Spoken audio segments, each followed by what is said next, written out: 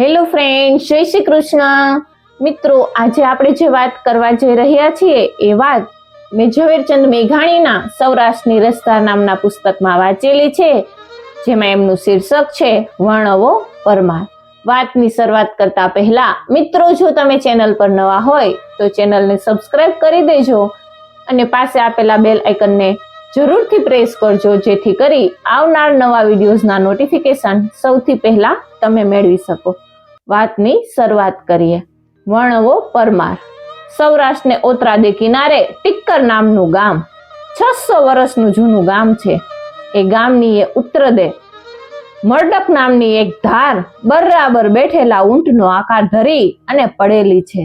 એ ધારથી 3 ગાંવ આગે ઉત્તરમાં ઝાડ નામના 5 ઝાડના ઝુંડની વચ્ચે એક મીઠા પાણીને વીરડો છે. એક પુરુષનો પાળિયો છે ને સતીના પંજાની ખાંભી છે. આસપાસ ધગધગતી રેતીનું રણ પડ્યું છે. 14 ગાંવ સુધી મીઠા પાણીનું એકેય ટીપું નથી મળતું કે નથી કોઈ વિસામો લેવાની છાયણી. દિવસને વખતે કોઈ મુસાફર એ રણમાં ચાલતો નથી, અને જો ચાલે તો ચોકીવાળાઓ એની પાસે પૂરું પાણી છે કે નહીં તેની ખાતરી કર્યા પછી જ જવા દે. રાતે ચાલતા વટે માર્ગુ સવારને પહોરે રણને સામે કાંઠે એક ધર્મશાળાએ પહોંચી અને વિસામો લે છે. એ જગ્યાને વર્ણવા પીરની જગ્યા કહે છે. આ વર્ણવો પરમાર કોણ હતો? 25 વર્ષનો એક ક્ષત્રિય જુવાન. હજુ તો એ દસૈયા નહાતે હતો. અંગ ઉપરથી અતલસના પોશાક હજુ ઉતર્યા પણ ન હતા. હાથમાં હજુ મીંઢળ હિચકતું હતું. પ્રેમની આંખના 5 પલકારા જેવી 5 જ રાત હજુ તો એને માણી હતી.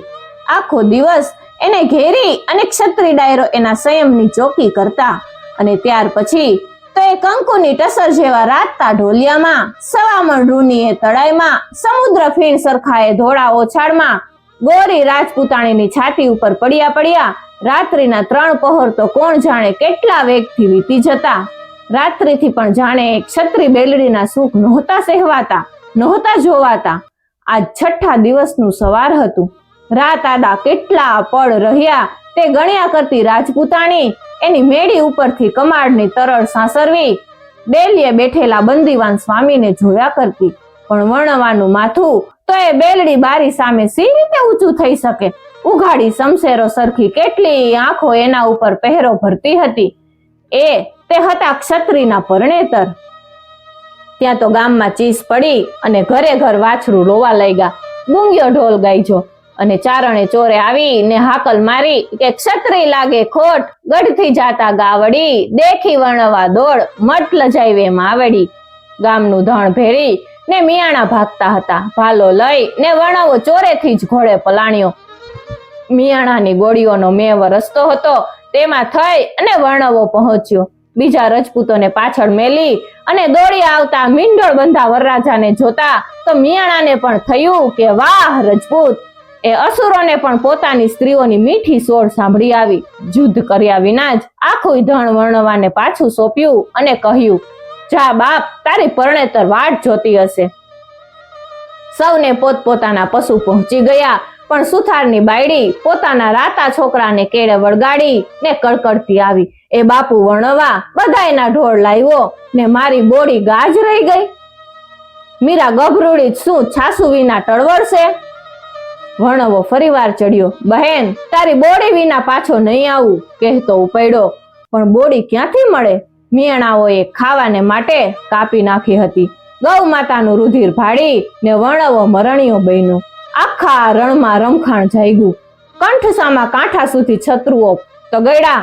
પછી ત્યાં વર્ણવાનું મસ્તક પડ્યું. ત્યાર પછી ધડ લડ્યું. મિયાણા નાસી છૂટા, ધડ પાછું વળ્યું. હાથમાં તલવાર ને માથે ઉછળતી રુધિરની ધાર. મરડકની ધારથી 3 ગાંવ ઉપર ધર પડ્યું. રણમાં ગયેલો પતિ જો જીવતો હોય તો એની તરસ ટાળવા, ને મર્યો હોય તો તેના મોંમાં જળ મેલવા પેલી મેડીએ બેસેલી વાટ જોતી રજપૂતાણી પણ મંગળ ચુંદડીએ માથે ગંગાજળને ઘડે રણમાં આવી. સ્વામીનું સબ જોયું પણ માથું ન મળે. એને ત્યાં ને ત્યાં ઘડો પછાડ્યો અને ધડની સાથે જ બળી મરી. જે ઠેકાણે સતીએ ઘડો પછાડ્યો તે ઠેકાણે શિલાની અંદર આજે અખૂટ મીઠા પાણીનો વીરડો બની ગયો છે. લાખો તરસ્યા જીવો એ એના જળ પીધેલા હશે અને કરોડો હજુ પીશે. આસપાસ 3 દિશે 14 ગામમાં બીજે ક્યાંય પાણી નથી અને ગામ પણ નથી. મિત્રો, આ વર્ણવો તો મર્યો, પરંતુ વાત હજી આગળ પણ ચાલે છે કે વર્ણવો તો રણમાં મર્યો, એના શરીરને બાળી નાખવામાં આવ્યું, પણ એનું માથું તો પથ્થરનું બની અને ગાયનું દૂધ ધાવતું હતું. રણને સામે કાંઠે આડેસર ગામની અને ધ્રાંગધ્રાની વચ્ચે વર્ણવાનું માથું પડ્યું હતું, પણ એ ક્યાં પડ્યું તે કોણ જાણે. આડેસરની એક ગાય રોજ સાંજે જ્યારે ઘેર જાય ત્યારે એના આંચળમાં દૂધ ન મળે. ગાયનો ધણી ગોવાળને રોજ ઠપકો આપે કે કોઈક મારી ગાયને દોહી લે છે. એક દિવસ સાંજ પડી અને આખું ધણ ગામ ભણી ચાલવા માંડ્યું. રસ્તામાં એક ઠેકાણે આખા ધણમાંથી એક જ ગાય નોખી તરી ગઈ ને બીજી દિશામાં ચાલી ગઈ. ભરવાડને કૌતુક થયું. ધણને રેઢું મૂકી ને ગાયની પાછળ ચાલ્યો. આગે એક ઝાડની નીચે ગાય થંભી ગઈ. ચારે પગ પટાળા કરી અને ઊભી રહી. એના ચારેય આંચળમાંથી ખડાડાડા દૂધની ધાર ચાલી અને જમીનમાં પાંદડા ગંજ. નીચેથી ઘટાક ઘટાક ઘટાક કરતું કોઈએ દૂધ પીતું હોય એવો અવાજ આવ્યો. આખું યાવ ખાલી કરી અને ગાય ગામ તરફ ચાલી ગઈ. ભરવાડ પાંદડા ઉખેડીને જુએ, ત્યાં તો પથ્થરનું એક રૂપાળું મસ્તક દીઠું. એ મસ્તક દૂધે ભર્યું મોં દીઠું. તે દિવસથી એ મસ્તકને ઠેકાણે વર્ણવા પીરની જગ્યા બંધાયેલી છે. આજ કોઈ વાર કોઈ ગાફિલ પ્રવાસી એ રણમાં ભૂલા પડે છે, પાણી વિના એને ગળે સોસ પડે છે, જીવવાની આશા છોડી અને વર્ણવાનું નામ સ્મરે છે, ત્યારે કોણ જાણે ક્યાંથી કોઈ તેજસ્વી ઘોડેસવાર એક હાથમાં ભાલું ને બીજા હાથમાં મીઠા પાણીની મસક લઈ અને મારતે ઘોડે હાજર થાય છે અને બેસુધ બની ગયેલા મુસાફરને મોંએ પાણી સિંચે છે. એવી વાતો ઘણાના મોઢેથી સંભળાય છે. મિત્રો, વિડીયો બનાવવાનો ઈરાદો કોઈ પણ વ્યક્તિ, જ્ઞાતિ, જાતિ કે ધર્મને કોઈને પણ ઠેસ પહોંચાડવાનું કે કોઈનું એ આડું બોલવાનું નથી, પરંતુ આ વિસરી રહેલી લોકવાર્તા, લોકકથા, લોક સાહિત્યની વાતોને લોકો સુધી પહોંચાડવાનો છે. Thank you for watching.